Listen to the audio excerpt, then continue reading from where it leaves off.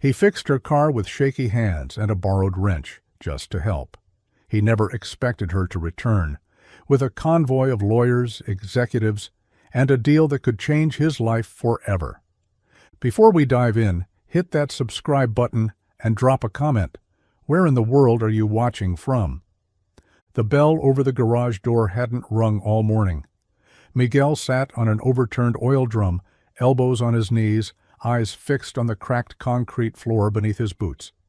The air smelled of rust and gasoline, faintly sweet like something dying slow. A fan in the corner clicked with every turn, its motor on its last breath, just like everything else around here. Outside, the sky pressed down, gray and heavy, the kind of weather that made time feel slower. Miguel's hands, permanently stained with grease, clutched a worn rag he kept twisting without realizing.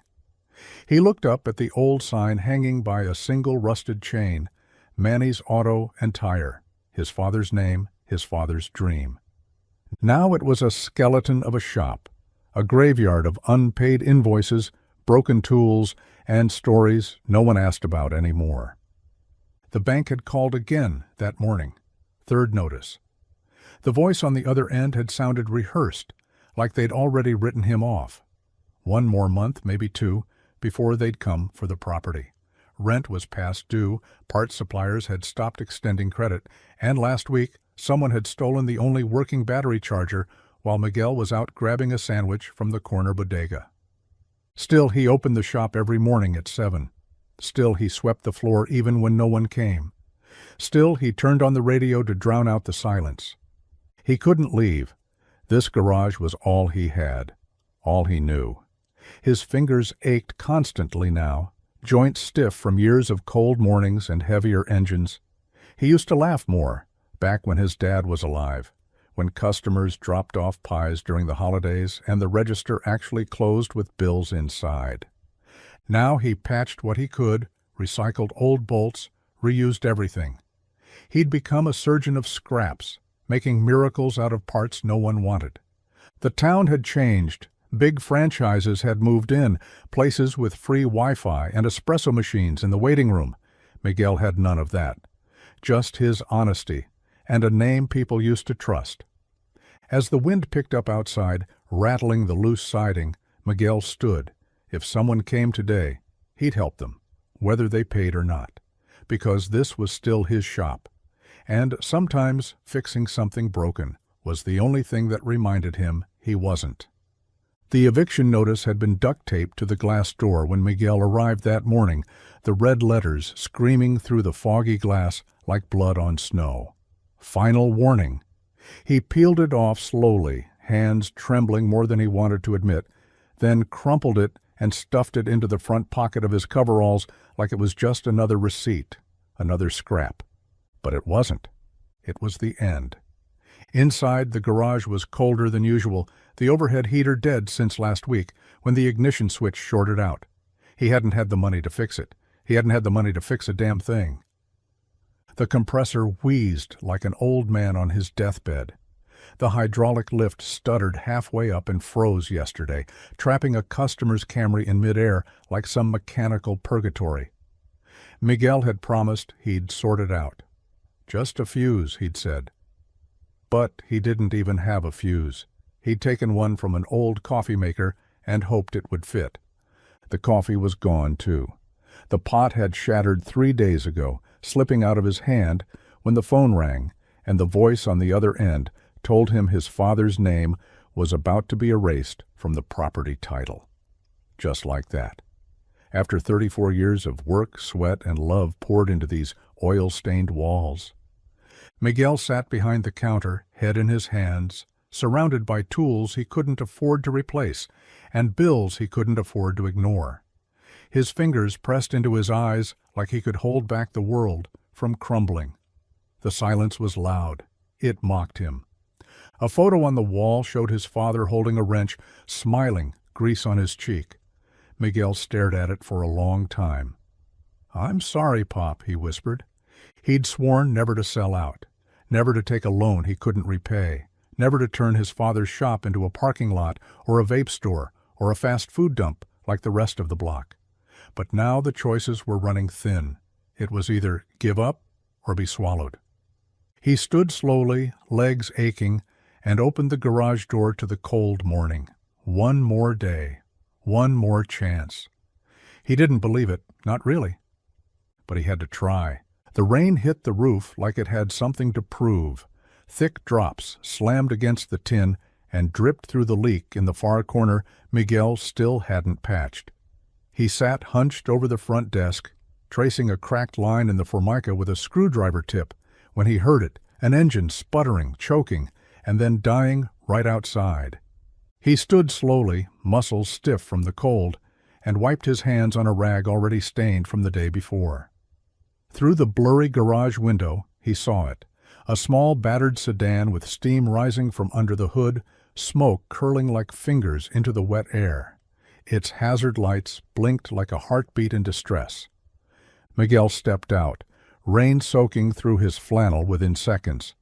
The engine ticked like a bomb cooling down.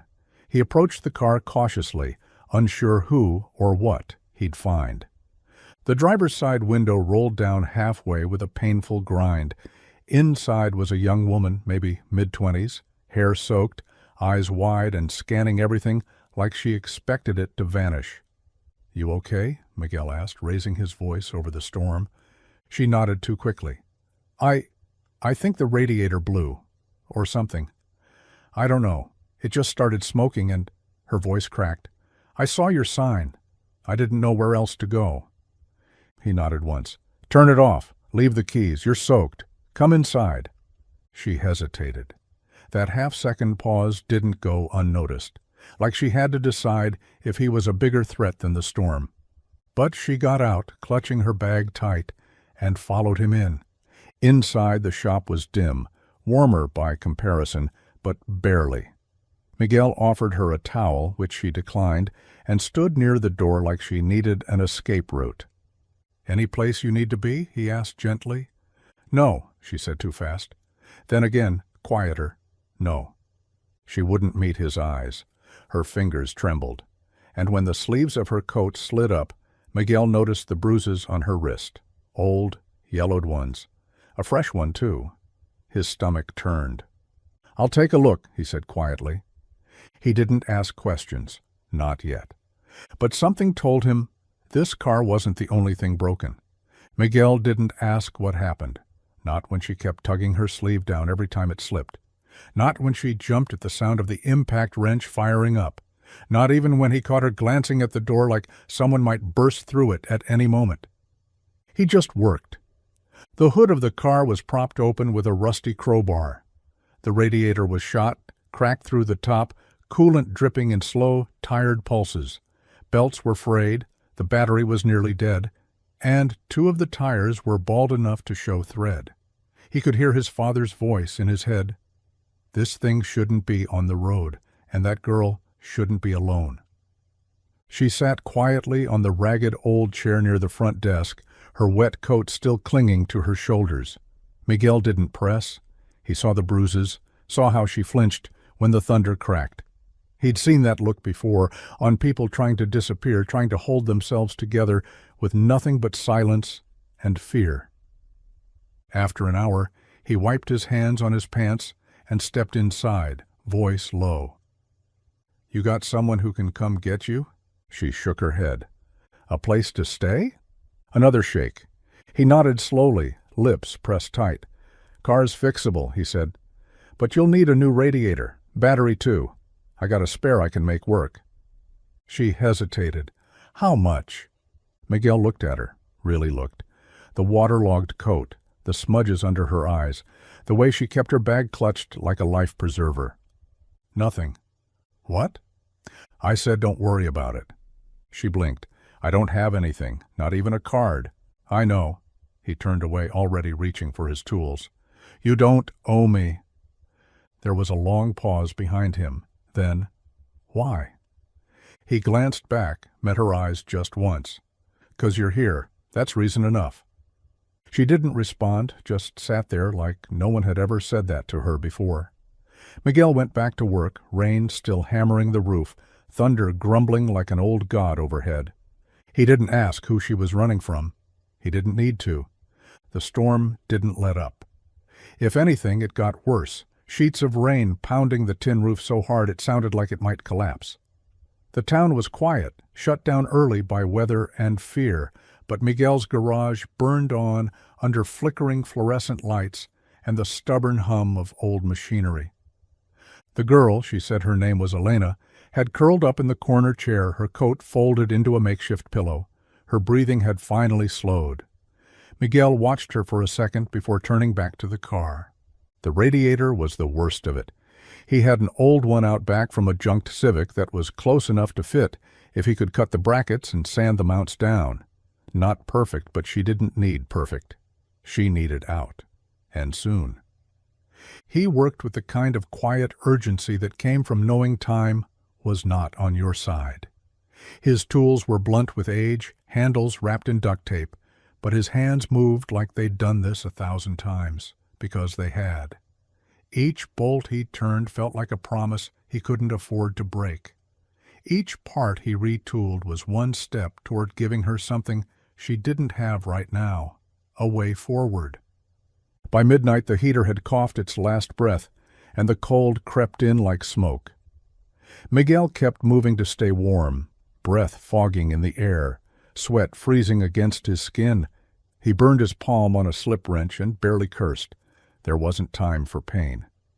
At one point he stood over the open hood, staring at the mess of wires and rust and cracked plastic. He could feel the weight of it all pressing down, the debt, the failing shop, the years of effort fading into nothing. But then he glanced through the window at Elena, curled up, vulnerable, like a broken bird waiting for wings. So he kept going. By 5 a.m., the engine turned over with a reluctant growl. It wasn't pretty, but it ran. That was enough. Miguel leaned against the wall, soaked in sweat and grease, and something that felt like hope. Maybe borrowed, maybe foolish. But it was something. The sun hadn't fully risen yet, just a thin, pale light bleeding through the low clouds. The storm had finally broken sometime after 5, leaving the streets washed clean and the air damp with that strange quiet that comes after something violent. Miguel rubbed his eyes and stretched the stiffness out of his back, every joint creaking like old floorboards. He turned toward the corner of the shop where she'd been. The chair was empty. "Elena?" he called, voice hoarse. Nothing. The blanket he'd tossed over her during the night was folded neatly on the armrest. Her coat was gone. So was she. Miguel's stomach dropped. He pushed through the front door, eyes scanning the lot, the street, the bus stop across the way. No car, no silhouette, just puddles reflecting the sky and the distant sound of a delivery truck grumbling somewhere blocks away. Back inside, he saw it, a piece of paper folded and wedged under a cracked coffee mug on the front desk. His name scrawled across it in uneven handwriting. He unfolded it slowly. "Thank you for more than the repair." No name, no contact, just that. Miguel stood there for a long minute, note in hand, heart thudding against his ribs in a way he didn't quite understand.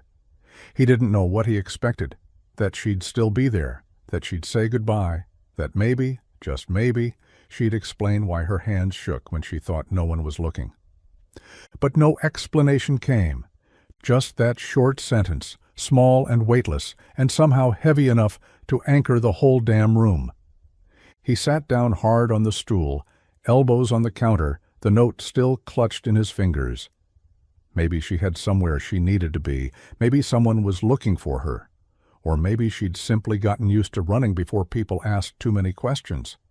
Still, he couldn't shake the hollow that opened in his chest, like something meaningful had passed through his life in the dark and disappeared before he could really see it. He didn't know her story, didn't know where she'd gone, but he hoped the car held up, and he hoped, God, he really hoped, that wherever she ended up, she found someone else who wouldn't ask questions either. The first time someone mentioned it, Miguel didn't think much of it. "Hey, you get a new customer or something? Saw a black SUV parked out front the other night. Fancy one? Tinted windows, real quiet." It was Old Man Harold from across the street, the kind of guy who had nothing better to do than monitor the neighborhood through his living room blinds. Miguel gave a tired shrug, still halfway under the hood of a '92 Chevy with a cracked manifold. "Probably just lost," he mumbled. "No one around here drives anything that clean." But then it happened again. 2 days later, Rosa from the bakery leaned over the counter and whispered, "There were men asking about you, Miguel. 2 of them, dressed nice, too nice. Asking if you'd worked on a silver sedan last week. Asking if anyone saw the girl who was driving it." Miguel froze mid-reach for his coffee. "What did you tell them?" "Nothing," she said. "I said I didn't know anything." "But, Miguel—" Her eyes softened. "Who was she?" He didn't answer, couldn't, because he didn't know. And that was what haunted him. They kept coming. Not every day, but often enough. Parked cars with government plates, strangers lingering across the street pretending to talk on their phones. One night, he swore he saw someone walk the perimeter of his garage, flashlight flickering low across the dirt and gravel behind the back gate. Miguel started locking up earlier, kept a crowbar behind the counter. Not that he'd know what to do with it if it came to that.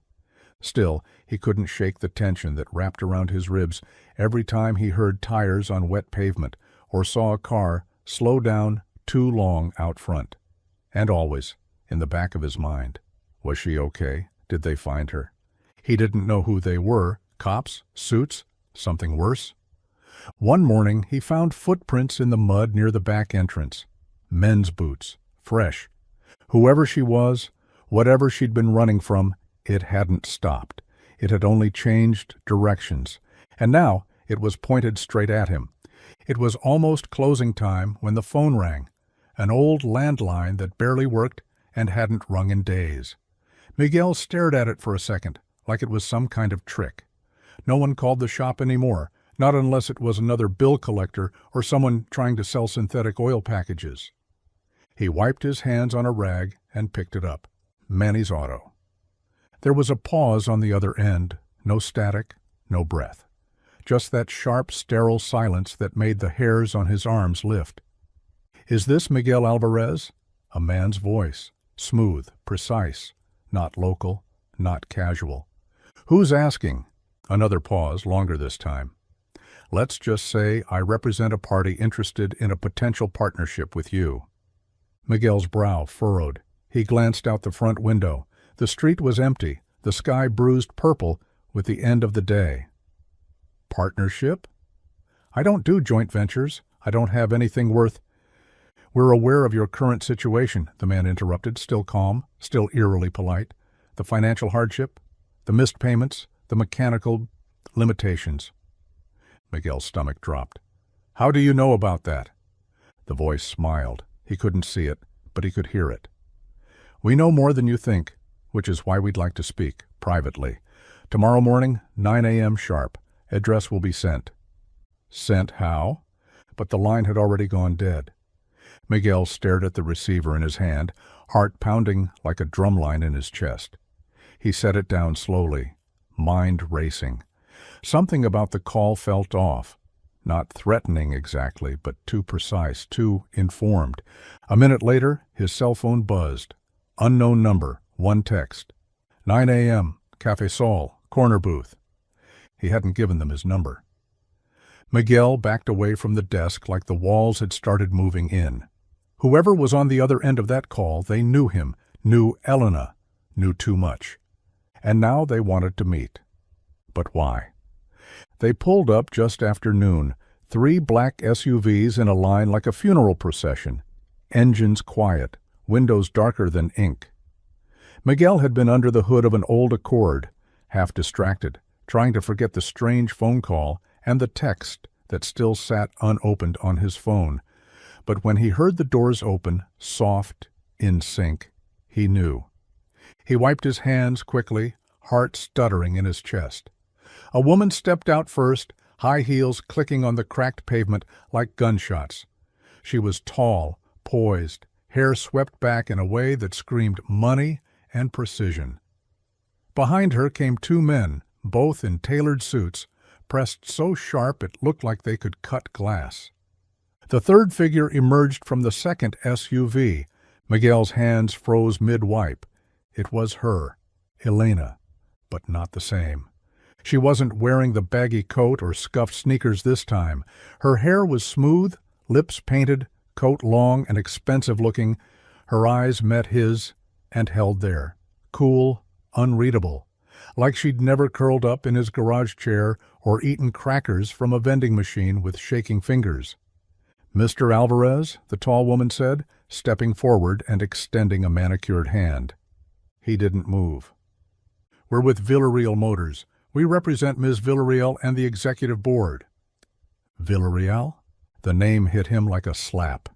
He turned to Elena, the realization punching a hole through his chest.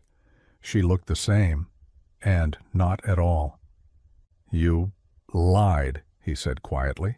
She flinched, just barely, but enough. "I didn't lie," she said. Her voice was softer than the others, but steady. "I just didn't tell you who I was." The tall woman cleared her throat. "Ms. Villarreal would like to discuss a business proposal with you, privately." Miguel blinked, still trying to catch up. The woman he'd stayed up all night helping, the one who'd vanished without a goodbye, was the daughter of the Villarreal Empire, a billion-dollar legacy. And she was standing on his cracked driveway like nothing had happened. "What do you want?" he asked, voice low. Elena stepped forward, her eyes warmer now, searching his. "To repay a debt," she said, "and maybe change your life." Miguel sat across from her in the cramped break room, the one with the crooked table and the flickering light bulb that buzzed louder when it rained. The corporate suits had stayed outside, hovering near their SUVs like bodyguards pretending not to listen. Miguel could still see one pacing through the dusty garage window. Elena sat with her coat folded neatly over the chair back, her posture straight, hands resting calmly in her lap. The last time she was in this room, she'd looked like she was trying not to disappear into the floor.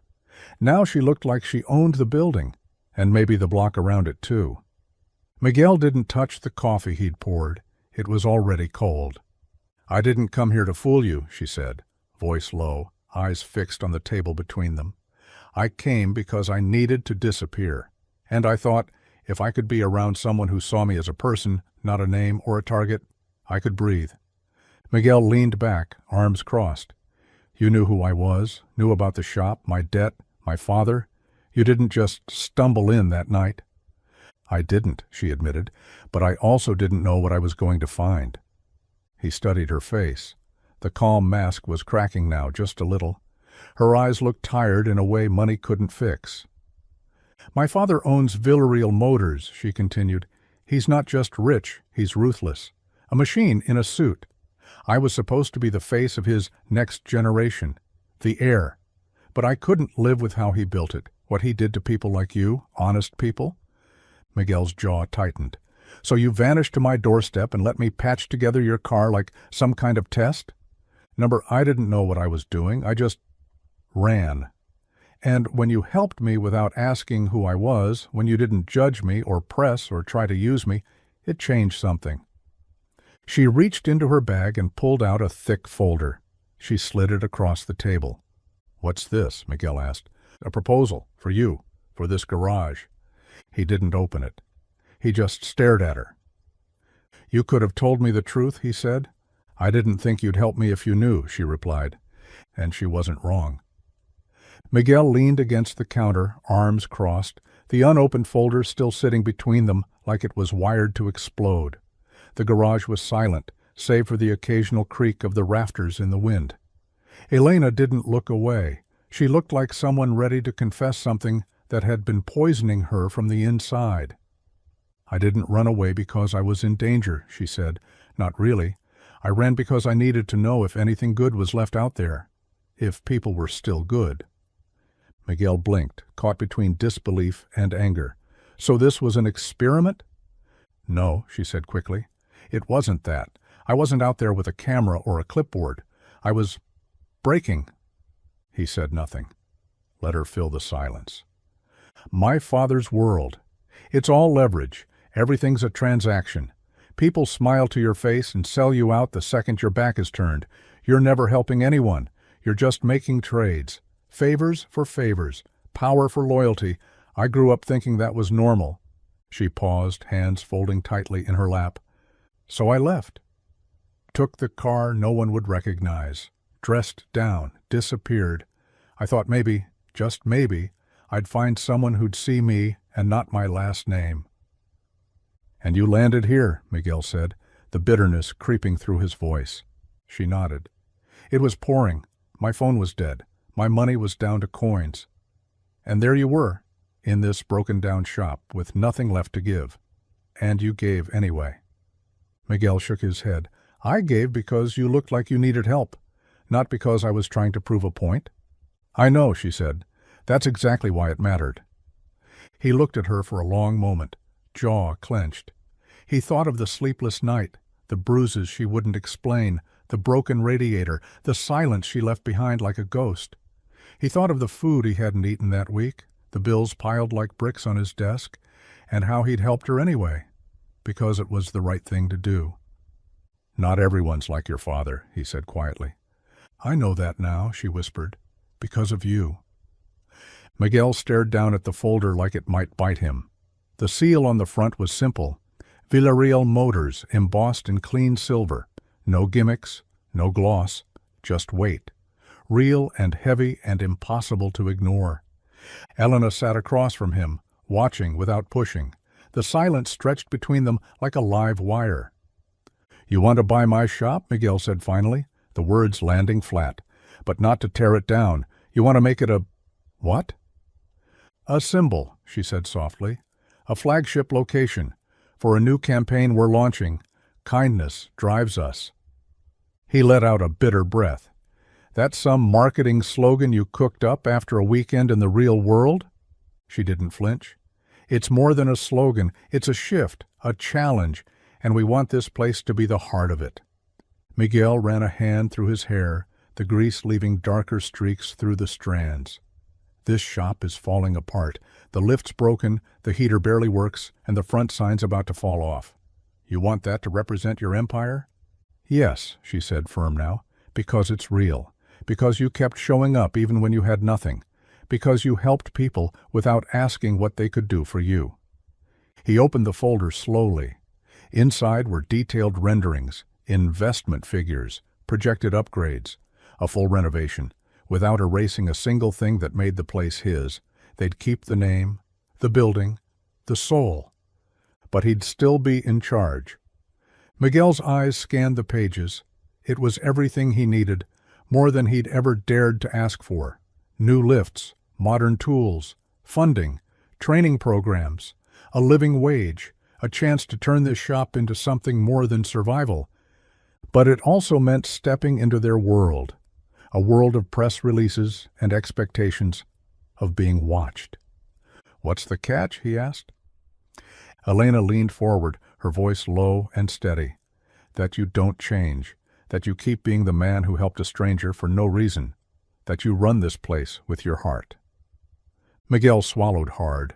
They weren't just offering him a way out, they were offering him a way forward. Miguel closed the folder and set it down gently on the workbench. The edges were crisp, untouched by time or sweat or grit, everything the shop wasn't. Elena waited, quiet, not pushing, but her eyes held something deeper now, like she already knew what was coming. He walked to the center of the garage and stared up at the ceiling, where a rusted fan hung still and dead. The old sign swayed outside in the wind, the chain creaking, just loud enough to remind him of everything this place had survived. Everything he had survived. "So, I keep the name," he said slowly. "Keep the building. Keep the grease and the cracked floor and the stool with 3 legs." Elena nodded. "Exactly that. And I run it, with your people watching."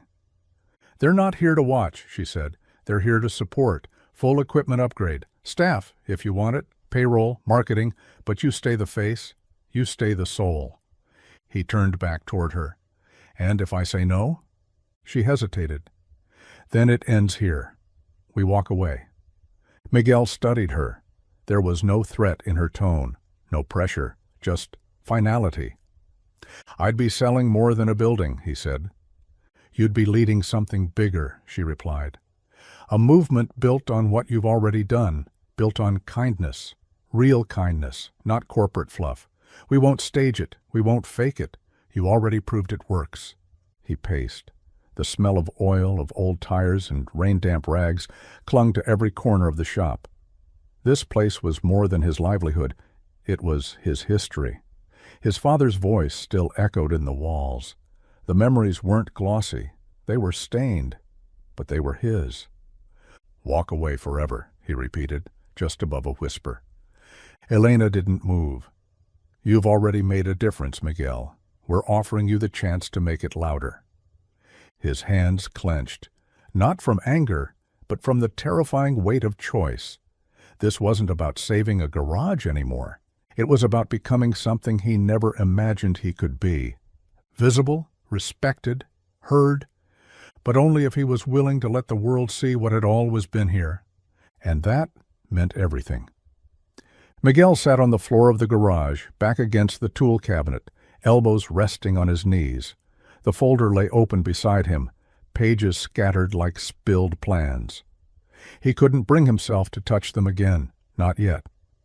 The garage was quiet, but not the good kind. It was the kind that echoed too much, amplified every creak, every thought. The kind that reminded you of the things you'd rather forget. Failure had a smell, a feel. It clung to him like the grease on his fingers. He'd known it too well. The first time was when he tried to expand. Just 2 lifts, a paint booth, and a kid from the community college who swore he wanted to learn. Miguel borrowed money from a cousin, signed contracts he didn't read carefully enough, and believed that good intentions were enough to build something that lasted. 6 months later, the kid left. The lift collapsed. The bank took their cut. He'd worked double shifts just to pay off what little he could.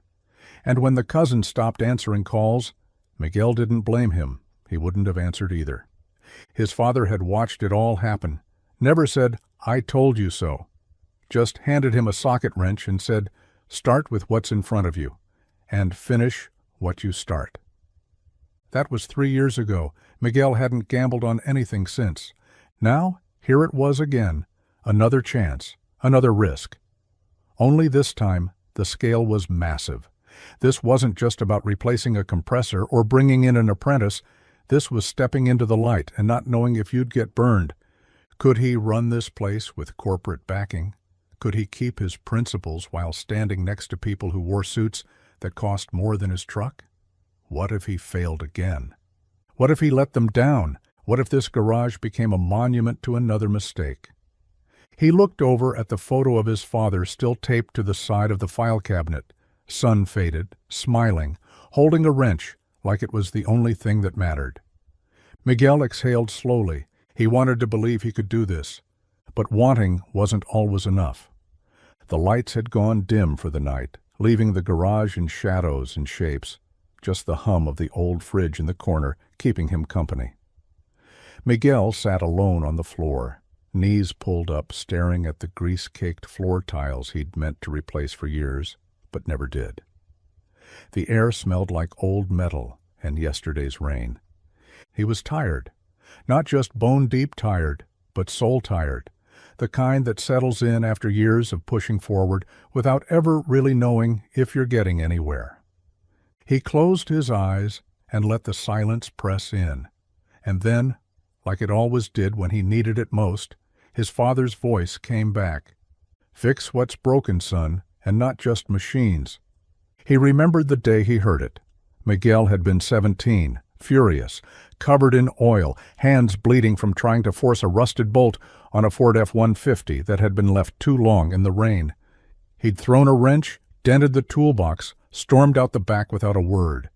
His father had followed him, slow and steady, wiping his own hands on a rag like nothing unusual had happened. "You think this place is about the cars?" he'd said, sitting beside him on the back steps. "It's not. It's about what we do with them, the people we help, the lives we keep rolling." Miguel had grumbled something teenage and stupid, but his father had just looked at him and smiled. "Fix what's broken, son, and not just machines." That had stuck. Long after his father's hand stopped working, long after the world got louder and faster and meaner, that one line stayed. Miguel opened his eyes now, staring up at the cracked ceiling, thinking about Elena's offer, thinking about the community, the kid who came in last year with holes in his shoes and a dream of learning engines, the single mom who cried when he didn't charge her for the brake job. This shop had always been more than bolts and belts. Maybe now it could be so much more, but only if he stepped out of his own fear, only if he remembered what his father always knew. That fixing the world started one small, broken thing at a time. The pen felt heavier than it should have, sleek, black, corporate. Miguel held it in his hand, staring at the dotted line like it was a cliff edge. Around him, the office was too clean, too quiet. Elena stood off to the side, watching but not saying a word. She didn't smile. She didn't push. She just waited, like she knew this was something he had to walk into on his own. He thought of the garage, the old door that stuck halfway up, the ancient lift that moaned every time it moved, the wall with the pencil marks where he used to track his height when he was a kid, back when his father would sit in the corner and sip coffee out of a cracked mug with grease on the handle. He thought about letting go, and then with one breath he signed. No applause, no trumpets, just the soft sound of the pen scratching paper and something inside him unlocking. The renovations started the next week. Trucks rolled in, unloading pallets of new tools, gleaming equipment, a fresh hydraulic lift that didn't sound like it was dying. The cracked tiles were replaced, but the original paint on the office wall, faded blue with his father's smudged handprint in the corner, was left untouched, framed in protective glass. His idea. They kept the front sign, polished it, reinforced it, but kept the rust stains and the chipped paint. It still read Manny's Auto and Tire. The name mattered. The history mattered. Villarreal Motors brought their people in, designers, engineers, consultants, but they all had the same instruction: don't change the heart. Miguel oversaw every step, every bolt, every wire. At night he sat at the same workbench, hands stained with the same oil, heart pounding with something he hadn't felt in years: hope. When they turned the lights back on for the first time, the garage glowed. Not in a flashy showroom kind of way, in a real way, like something reborn. Miguel stood in the doorway, looking at the place that raised him, that nearly buried him, and now, maybe, might just save him. This wasn't the end of a chapter. It was the first page of a new one. The ribbon was red and velvet, stretched tight across the front of the garage like a warning Miguel didn't know how to interpret. The new sign gleamed in the morning light. Manny's Auto and Tire, same name, but cleaner, crisper. Below it, in smaller letters, in partnership with Villarreal Motors. The font was modest, respectful. Miguel had insisted on that. Cameras were everywhere. Reporters, photographers, people with microphones and perfectly ironed suits asking questions like, "How does it feel to go from neighborhood mechanic to national figure?" And "Did you ever think you'd be the face of a corporate rebrand?" Miguel stood still beneath it all, hands shoved deep in his jacket pockets, the collar pulled up against the cold. He hadn't slept the night before. Too many thoughts, too many ghosts. He looked out at the crowd, local folks, Rosa from the bakery, Harold from across the street, the delivery guy who always brought parts a day late but never complained. They stood behind the journalists, awkward but proud. People he'd fixed brakes for, tuned engines for, lent tires to when they couldn't afford new ones. Elena stood to the side, not center stage, not stealing light, just watching, like she promised she would. Someone handed him the scissors. Miguel stared at them for a long second. This wasn't his world. Not really. He didn't know what to do with spotlights and flashbulbs. His hands were made for wrenches, not ribbon cutting. But the shop behind him, the walls, the tools, the smell of rubber and rust, it was still his. The lift was new, but the foundation was the same. He took the scissors, stepped forward, and cut the ribbon clean. The crowd clapped. Cameras clicked like fireworks, but all Miguel could feel was the weight lifting off his chest 1 inch at a time. After the ribbon was gone, people flooded in. Kids touched the new tire machine. Reporters filmed the old coffee pot in the corner, still labeled, "Do not touch." And Miguel? He stood near the workbench, heart thumping, grounding himself with the same mantra that had kept him going for years. Fix what's broken, and do it with heart. It started small. A young guy from marketing leaned against the freshly painted counter, chewing gum like he owned the place. He held a glossy trifold brochure in one hand, something with a smiling family next to a spotless SUV, and pointed at a bullet point that read, "Recommended upgrades for safety and efficiency." "Just mention it after every inspection," he said casually. "We're not forcing anything, just nudging. It's about perception." Miguel didn't even look up from the brake pads he was cleaning. "If it's not broken, I'm not selling it." The guy blinked. "Yeah, but that's not the point. It's not about what's broken. It's about what could break. It's how dealerships work. It builds trust." "No," Miguel said. "It builds commission, not trust." The guy chuckled like Miguel was being cute. "Look, it's standard practice. You don't have to hit targets or anything. Just work it into the conversation. We want consistency across locations." Miguel stood slowly, wiping his hands on the towel tucked into his belt. "This isn't a dealership, it's a garage. There's a difference." He walked away before the guy could respond, but it didn't stop there. The following week, they tried replacing the paper invoices with tablets. Customers started getting digital estimates with suggested add-ons already pre-checked. Miguel disabled the setting the same night. Then came the executive email about labor efficiency, too many hours logged per job, too much time spent on non-essential tasks. Miguel replied with a photo of a customer crying in the waiting room because her car wouldn't make it to her second job. His message was 3 words long: time well spent. The tension buzzed louder with each week. Suits would show up, smile too wide, ask too many questions. But Miguel didn't bend. He still handwrote notes for elderly customers who didn't use email, still comped work when someone was in real trouble, still used spare parts from his own shelves if it meant someone got home safe. He knew what they wanted: volume, image, scale. But he also knew what this place had always stood for, and if they thought they could walk into his shop and sell kindness like it came with a warranty, they'd picked the wrong mechanic. She came back unannounced the first time. No SUVs, no suits, no press trailing behind. Just a soft knock on the side door one evening after closing, when the sky was fading into bruised colors and Miguel was elbow-deep in a carburetor that refused to cooperate. He looked up, a little startled, grease on his cheek, and there she was, Elena, dressed simply this time. No heels, no blazer, just jeans, boots, and a calm look in her eyes. "You still leave the lights on this late?" she asked, smiling faintly. He wiped his hands on an old rag, nodded once. "They go off when the work's done." She didn't ask to come in, but she didn't need to. She stepped through the door like someone returning to a familiar room, eyes scanning the shop, the way it had changed, the way it hadn't. Her fingers brushed the edge of the counter. She smiled at the dent in the corner, the one she made when she bumped into it that first night. "You kept it," she said. Miguel shrugged. "Some things belong." That became the rhythm.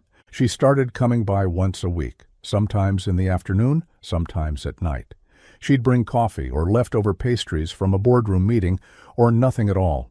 Some days they talked, others they worked in silence. She asked questions about cars, about repairs, about customers. But she never told him what to do. One night, after he helped a single mom with a flat tire and refused payment, Elena watched him from the corner. "You know you're ruining every expectation I grew up with," she said softly. Miguel looked up from the jack. That a bad thing? She shook her head. It's the first thing that's made sense in a long time. He didn't know what to say to that, so he didn't say anything, but he noticed the way she started staying longer, not as a boss, not as some brand ambassador. She listened more, asked about his father, brought in her own memories, quietly, carefully, like someone learning to breathe again. Miguel saw the shift. She didn't just believe in the campaign anymore, she believed in him. It started with the Corolla, a simple brake job, in and out. Miguel remembered the owner, nervous, young, first car, saved up for months just to afford the repairs. He double-checked everything himself before handing her the keys. She'd driven off smiling. 3 days later, she came back shaken and pale. Her brakes had locked up on the freeway. Miguel swore under his breath.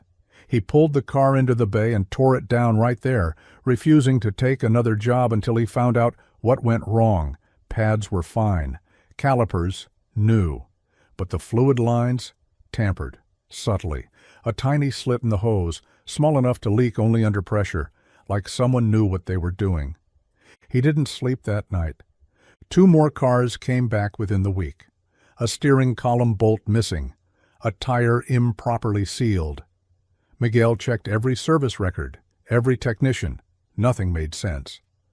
Then one of his new hires, a quiet kid named Luis, barely 19, came to him after hours, hands shaking, voice low. I saw a guy last week, after close, said he was with corporate, said he was doing a quality check on the inventory. Miguel narrowed his eyes. You let him in? Luis looked ashamed. He had a badge, looked official, wrote stuff down. I thought... Miguel didn't yell. He didn't need to. The silence was loud enough. He went straight to the cameras. The man was there, tall, shaved head, wearing a Villarreal Motors jacket, but Miguel didn't recognize him. Neither did Elena when he sent her the footage.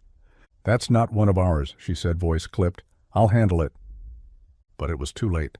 Word had already started to spread. Didn't a car break down after he touched it? He's just a face now.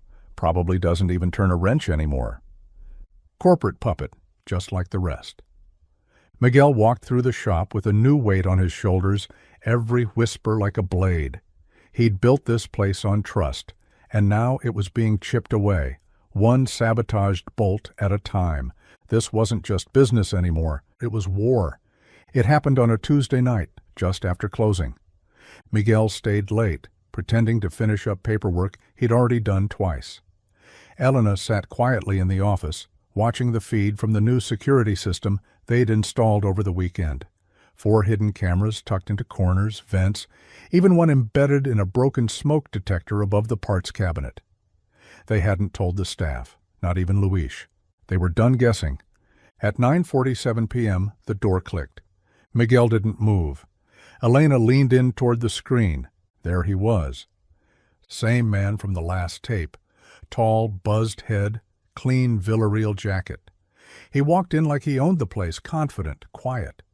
He went straight to the service bay, not bothering with lights. His flashlight flicked on, narrow beam slicing through the dark. He moved like someone who had done this before. Elena's jaw tightened. He's not with us. I had HR check every division. No record. Miguel didn't reply. He just watched. The man headed to the Civic they'd finished that afternoon. Another single mom job, minimal charge, new fuel pump. Miguel's gut clenched. On the screen, the man opened the hood, reached into his coat, pulled out a small plastic bag, a razor-thin wire, and what looked like a rusted bolt. He swapped them quickly, expertly, like a surgeon in the dark.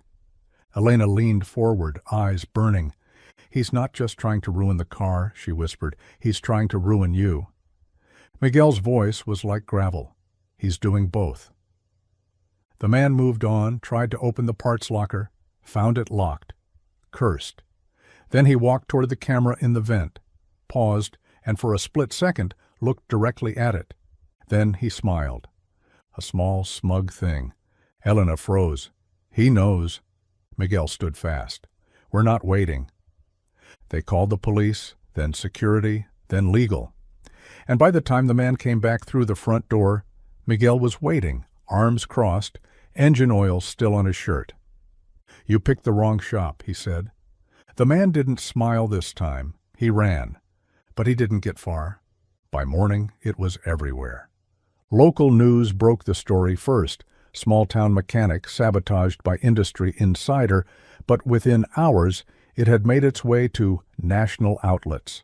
The footage of the man sneaking into the garage, the quiet footage of his precise hands tampering with bolts and wiring, played on a loop. Miguel's name trended before he even finished his first cup of black coffee.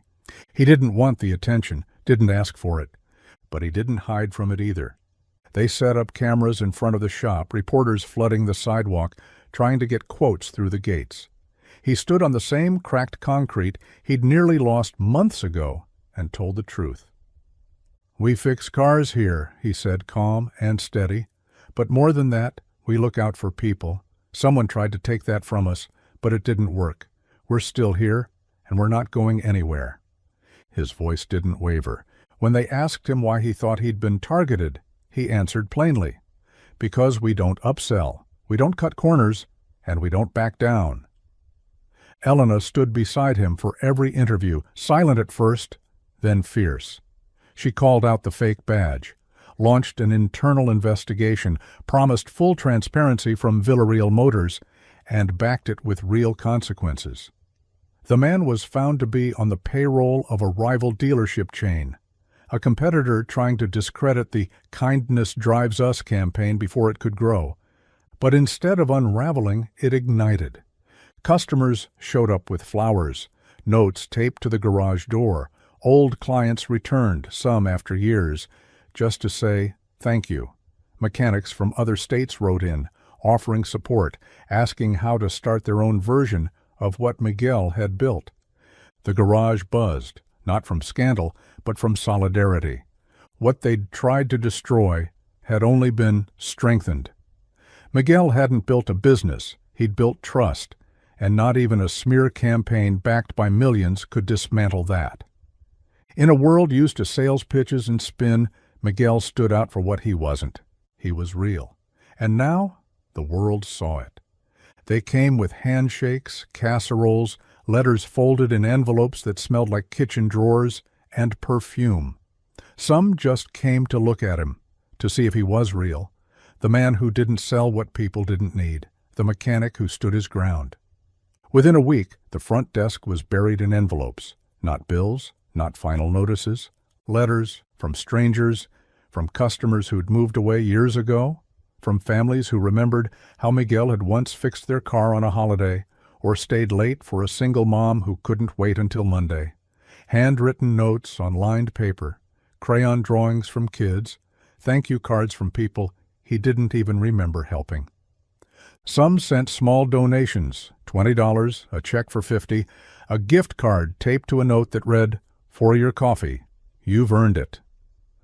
Elena stood in the back one afternoon, sorting through the pile, her eyes glassy. "You know this isn't normal, right?" she said, holding up a letter addressed in shaky cursive. "This doesn't happen for people like us, not in this world." Miguel just shook his head, still covered in oil, still elbow-deep in an engine. "I didn't think any of this was going to happen."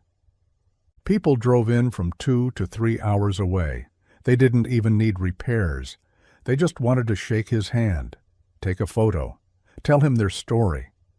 How they'd been scammed by chain shops, lied to by mechanics who saw them as wallets on wheels. How seeing him fight back gave them hope. The parking lot turned into a sort of pilgrimage. Food trucks showed up. A local band offered to play for free. Someone donated a stack of folding chairs. Miguel let them sit in the shade near the old soda machine and told them stories between tire rotations. He didn't ask for any of it, never advertised, never played the hero. But something was shifting, not just for him, but around him. The whole shop felt warmer, alive, and somewhere deep down, under all the disbelief and fatigue, Miguel finally let himself feel it. He hadn't just fixed cars. He'd started something that couldn't be unbolted, something that mattered. The building stretched high into the sky, all mirrored glass and polished steel, reflecting clouds that Miguel didn't trust. It was the kind of place where the floors were too clean, the air too still, the walls too quiet. He walked behind Elena, his boots squeaking against marble that probably cost more than his entire shop roof. His coveralls were clean, but still carried the faint scent of oil and sweat. He felt it, all of it, the stairs, the weight, the absurdity. He didn't belong here, not in this place of corner offices and silent elevators. But Elena kept walking, calm and steady in heels that clicked with confidence. She didn't speak, just gave him a small nod as they stepped out onto the executive floor. The doors opened into a wide, vaulted lobby. Silver plaques lined the walls. Men in suits, frozen in time, stared down from framed portraits. Founders, pioneers, the visionaries who built engines before most people had seen a car. Then, at the end of the hall, beside a large glass conference room, was a smaller frame, new, hung lower than the rest. Miguel stopped. It was him, not a headshot, not staged, just a candid photo someone had taken the day after the scandal broke. Him under the hood, sleeves rolled up, eyes focused, dirt smudged across his brow. In the background, blurred but unmistakable, was a single mother holding her child, watching him work. Beneath the photo was a brass plate. It read, "Miguel Alvarez, proof that integrity drives us forward." His throat tightened. He stepped closer, unsure if he should laugh or leave. "They didn't want it at first," Elena said softly behind him. "Said it didn't match the style of the others. I told them that was the point." Miguel looked at her, eyes sharp. "Why me?" "Because when the system forgot what it stood for, you reminded us. You didn't just fix cars, Miguel. You reminded us what trust feels like." He stared at the photo a moment longer. He hadn't asked for recognition. But now, standing there among the giants, he didn't feel small. He felt like he'd earned his place. The new commercial aired during the evening news, prime time, right between a weather warning and a political ad. Miguel hadn't known it was coming. No one told him. He was sitting in the break room with Luis, half listening to a ball game on the radio, eating microwaved noodles out of a styrofoam cup. The sound from the TV mounted in the corner pulled his attention. Something in the tone, something in the silence. The screen went black. Then, his garage. Not a recreation. His garage. The cracked floor. The dented workbench. The stool with one leg shorter than the rest. Him, under the hood of the same minivan he'd worked on the night before. No actors, no script. A narrator's voice cut in, deep, warm, steady. "We forgot what mattered. For too long we sold speed, gloss, guarantees. But sometimes the engine of trust is built on something simpler, honesty." Footage rolled of other shops, ones Villarreal had renovated across the country, places in Detroit, Oakland, rural Mississippi. Garages now outfitted with better tools, cleaner spaces, but the same core principle: fair prices, no upselling, and mechanics empowered to do what was right, not what was profitable. Miguel didn't move, couldn't. The ad ended on his photo, that photo, his hands on a child's go-kart, helping her tighten a wheel, his back to the camera, sunlight catching the sweat on his neck. Villarreal Motors, driven by kindness, fueled by trust. The screen went dark again. Luis turned to him, eyes wide. "That's you." Miguel swallowed, nodded once, said nothing. The phones lit up the next day, calls from customers asking about the new pricing model, independent mechanics wanting to join, local news crews wanting a follow-up. But something deeper changed. When people walked into the shop now, they didn't look at Miguel like a mechanic. They looked at him like a movement. Villarreal Motors had rebranded, yes, but it wasn't just paint and policy. They'd shifted their center of gravity, moved away from cold profit margins and toward something messier, braver, people. And at the core of it all, whether he wanted to be or not, was Miguel, steady hands, tired eyes, and the same stubborn heart that refused to charge a dime more than what was fair. Not just the face of a company, the soul of one. The first kid showed up on a Saturday morning. He couldn't have been more than 16. Baggy hoodie, worn sneakers, calluses on his hands that didn't come from sports. He hovered at the edge of the parking lot, pretending to look at his phone, glancing toward the garage like it might bite. Miguel saw him, but didn't call out. He just opened the bay door, turned the music down, and laid out a socket set with one extra wrench. The kid wandered in an hour later, asked if he could sweep. Miguel handed him a broom and said nothing else. By the end of the week, 2 more showed up. Word got out. Quiet, fast, real. You could learn at Manny's, not just how to change a tire or rotate brakes, but how to hold a tool the right way, how to listen to an engine, how to stay late and finish a job right, even if it meant missing dinner. Miguel started offering Saturday workshops. He didn't advertise, didn't charge a fee, just unlocked the door and let them come. Half the time he didn't even teach. He just worked with them, shoulder to shoulder, corrected their hand position, showed them how to diagnose by sound, not just sensors, made them redo it if they rushed. He gave them purpose, quietly, consistently. Some of the kids came from rough spots, homes where food was a maybe, trust was broken, and adults only talked when they were angry. Miguel didn't ask questions. He didn't need to. They called him Mr. M, or just boss. One started leaving post-it notes on the door. Thanks for not giving up on us. He kept the notes in a drawer beneath the register. By the time the school board called to ask if he'd consider making it an official apprenticeship program, Miguel had already bought 6 extra toolkits with his own money. He'd seen what it looked like when no one handed you a chance. He wasn't just fixing cars anymore. He was fixing futures. One kid, one wrench, one Saturday at a time. She came by more often now, not with contracts or proposals, not with corporate liaisons shadowing her every move, just herself. Sometimes with coffee, sometimes with silence, sometimes with a book she never quite got around to reading. And Miguel had stopped wondering why. The shop had its rhythm, metal clanging, the whir of impact wrenches, the occasional burst of laughter from one of the apprentices. But he'd grown used to the sound of her footsteps on the concrete, soft and deliberate, like she was walking through a memory she hadn't fully let herself believe yet. One night, after the last car had rolled out and the lights had dimmed to a warm glow, they sat outside on a bench beside the shop. No media, no schedule, just the hum of the town settling in for the night. Elena held a paper cup, fingers wrapped around it like she needed the warmth more than the caffeine. "Do you ever regret it?" she asked suddenly. "Signing with us?" Miguel didn't answer right away. He looked up at the sky where the stars were fighting through the city haze. "I regret not trusting myself sooner," he said, "but no, not this." She nodded, eyes on the gravel.